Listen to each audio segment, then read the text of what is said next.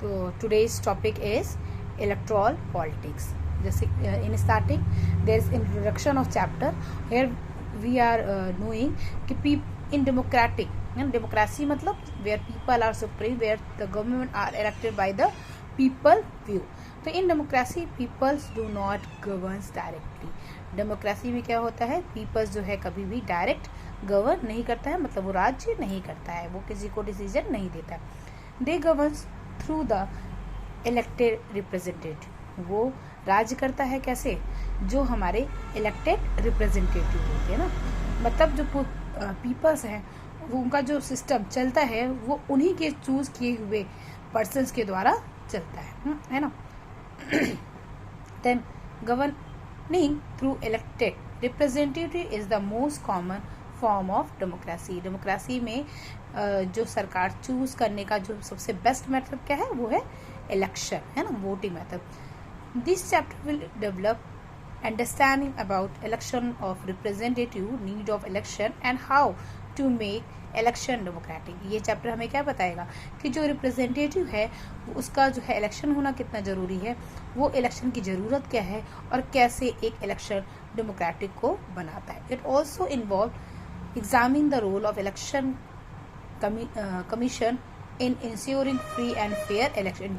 ये भी बताता है कि किस तरह से जो इलेक्शन कमीशन है वो एक फेयर एंड फ्री जस्टिस के लिए इलेक्शन को जो है एग्जामाइन करता है. देन इलेक्शन मतलब आप इसके नाम से ही समझ सकते हो, इलेक्ट मतलब चूज करना, है ना.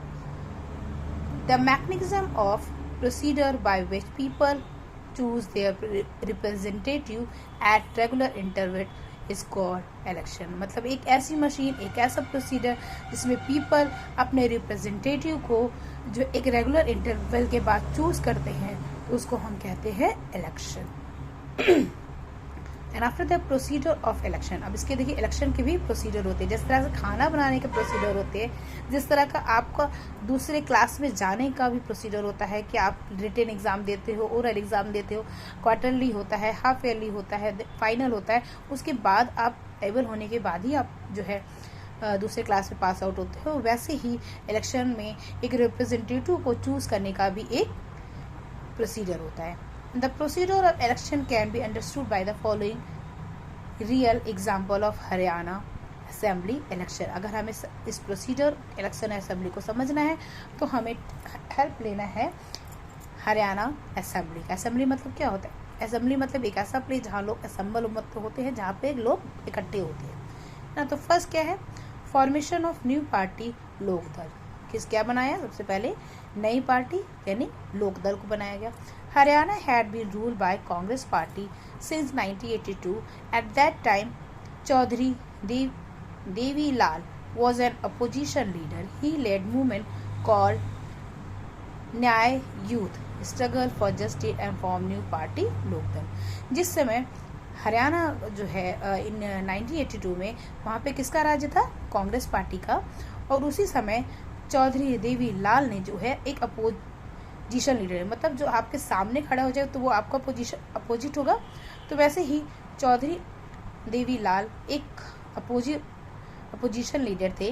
उन्होंने एक मूवमेंट चलाया न्याय युद्ध के लिए, मतलब जस्टिस के लिए, एक न्याय व्यवस्था के लिए एक मूवमेंट चलाया. और उसका नाम, उस पार्टी का नाम क्या रखा, एक पार्टी बनाई और उस पार्टी का नाम रखा लोक दल.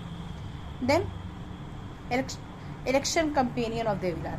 इन election companion of 1982 assembly election, Devilal promise voter that if his party would he would waive loan of farmers and small businessman. उसने कहा, देवीलाल ने, उसका मोटिवेशन क्या था कि अगर वो 1987 असेंबली में उसने कहा कि अगर वो जीत जाता है तो वो उसकी पार्टी जीत जाती है तो वो किसानों का जो लोन है वो माफ़ कर देगा और स्मॉल बिजनेस को प्रमोट करेगा. Then voter favour Lokdal as people were unhappy with exciting government.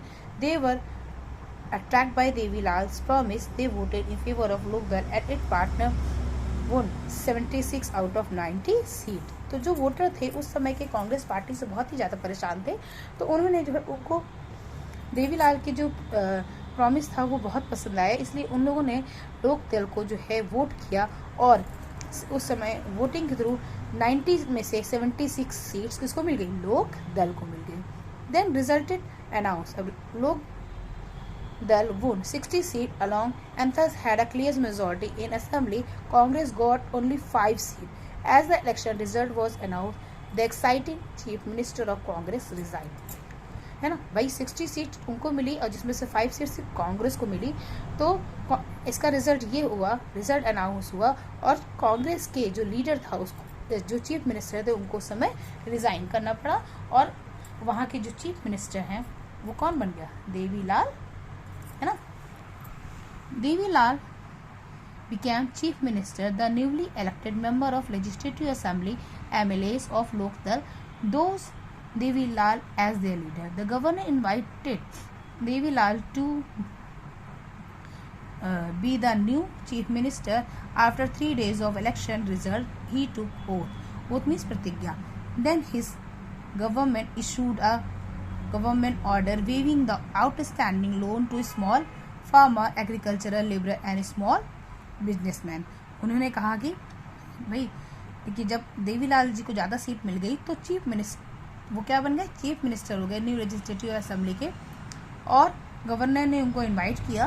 तो 3 दिन के जो इलेक्शन के बाद उन्होंने प्रतिज्ञा ली, है ना, और इशू उठाया, जो उन्होंने ऑर्डर किया था, ऑर्डर दिया और इशू उठाया कि जो छोटे किसान हैं, एग्रीकल्चर लेबरर्स हैं, स्मॉल बिजनेसमैन, उन सब के लोन के बारे में समझा जाए। Then Congress again forms government. Lokdal rule the state for 4 years. In 1991, election party did not win people's support. This time, Congress won the election and formed the government.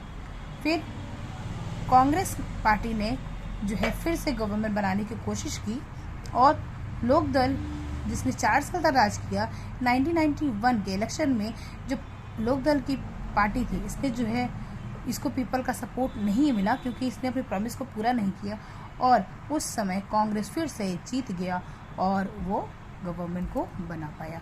ठीक है, तो आज के लिए मेरा वीडियो यहीं फिनिश करती हूँ। If you like my video please like, share and subscribe. Thank you.